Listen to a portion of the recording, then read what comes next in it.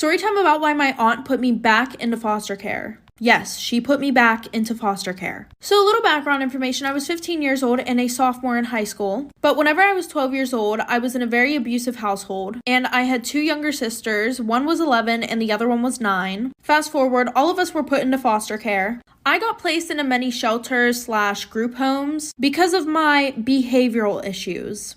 While I was going through all of this, my sisters were both in study homes, so that kind of sucked. I mean, I was happy for them, but at the same time, I was going through. But eventually, my grandma and my dad passed away, so my aunt decided that she wanted my sisters and I. So she got her foster license, and the days leading up to whenever we were supposed to move in with her were absolute garbage. There was this one girl who was 19 years old. Her and I did not get along, and I was supposed to leave that Wednesday, but I didn't want to wait, so I decided that I was going to get myself kicked out in hopes that I would be able to move in with my aunt sooner. Like for part 2. Part 2 about why my aunt put me back into foster care. So like I said, I found a way that I was going to get kicked out, and it was by fighting this girl. And yes, I won. But fast forward, eventually my sisters and I move in with my aunt. And if you guys ever heard the phrase honeymoon, you probably think of a relationship, right? Wrong. I was actually shocked about how fast everything went downhill whenever we got there. Like eventually my cousins just started being mean to me for no reason, while they favored my sisters. And when I say cousins, you guys are probably thinking they're around my age. No, they were actually in their 20s. One was even close to 30. Like, these were grown adults beating on a 15-year-old. So eventually, my cousins, my aunt, and I are fighting almost every single day. And the one day, my sister and I got into an argument that eventually turned into us fighting. And my cousins love to jump in every fight that my sister and I have. Well, they jumped in this fight, and instead of helping break it up, they actually made it worse. The one was holding my leg down, and eventually I got it up and I kicked her in the face. And my aunt thought that it was my fault, so she sent me to foster care. Story time of the absolute worst date I have ever been on in my entire life. I was in high school and I was Snapchatting this guy that went to one of my really good friends' schools. He seemed really cool, okay? Like, we were talking for a while. He seemed cool. He seemed really nice.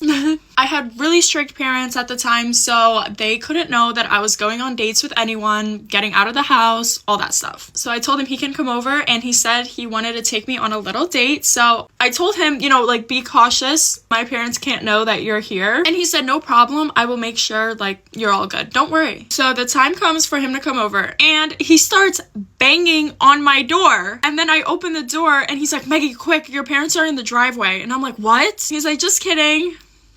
He's like, look at the date already being interesting. I'm like, oh, it's something. It was springtime, so he was like, before we go on our little date, would you want to go to your backyard and just hang out and talk? And I was like, sure. Yes, since you're already here. So we're sitting down in my backyard, and he's like, wow, the leaves on these trees really complement your eyes. They're brown. What are you talking about? At this point, I wanted to get the date over and done with, but at the same time, I was like, maybe he's not that bad. Maybe on the date, he's gonna be completely sweet, and we'll see.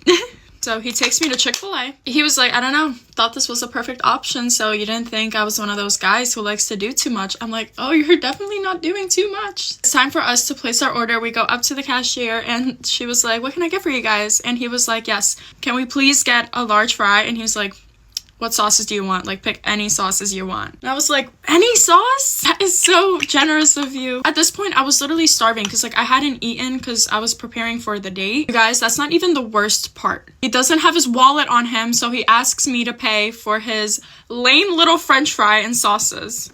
At this point, I'm really annoyed. So we get our food, we sit down, he puts the sorry little fries between us and the sauces. He gives me a little look and he's like, is this what you expected? And I go, what an adventurous man you are. When I get really uncomfortable, I start feeling very sick, nauseous. I literally threw up in the Chick-fil-A bathroom.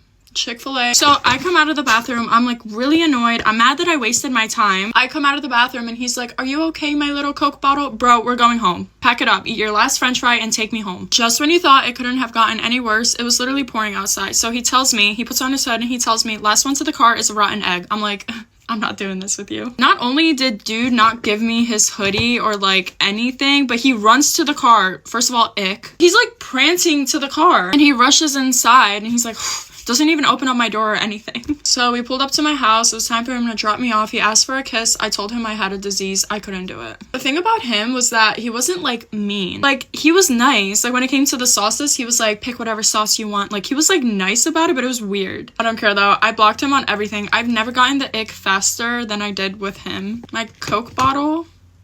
What? Anyway, love you guys.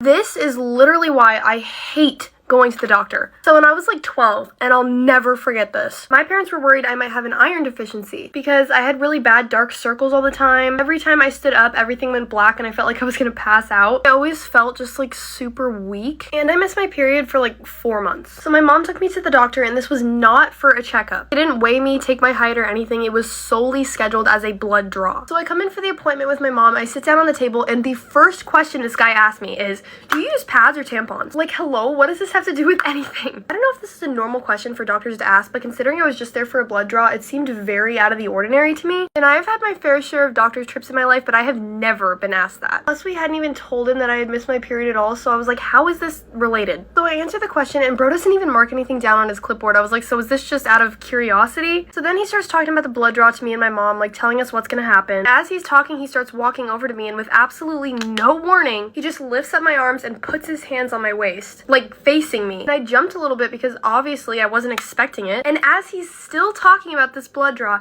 he takes his hands and he runs them all the way up to my armpits and then goes all the way back down. Still not telling me what the purpose was, why he was doing that. I was so uncomfortable. So then he just carries on like nothing happened. He's like, okay, you can follow me back this way for the blood draw. I was like, what?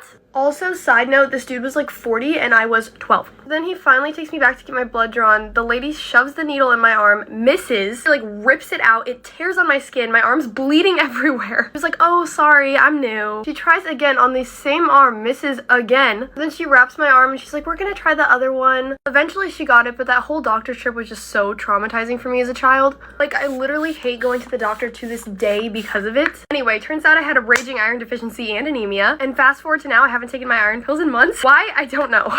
My first boyfriend had a foot fetish and I didn't even know it. I had just graduated high school when I started dating my first boyfriend. I was about 18 to 19 years old and he would ask for feet pics. I honestly didn't think much of it. I thought it was strange, but like I didn't think that it was a turn on. I would send him feet pics and videos without really thinking twice about it. Honestly, don't know at what point I realized that it was a turn on for him. Probably when he asked to suck my toes and I was like, what the heck? And did I let him? Yes. Okay, I was young. I was naive. Did I like it? No, I'm pretty sure I kicked him in the face because my toes are ticklish.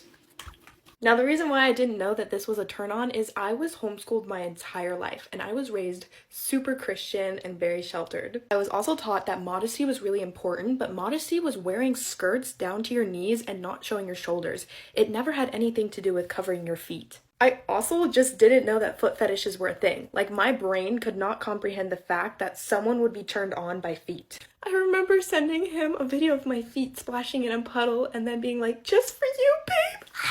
This was also my first relationship, so I just did not know what was normal, and turns out that was not normal. Moral of the story, men are whack and can be attracted to just about anything.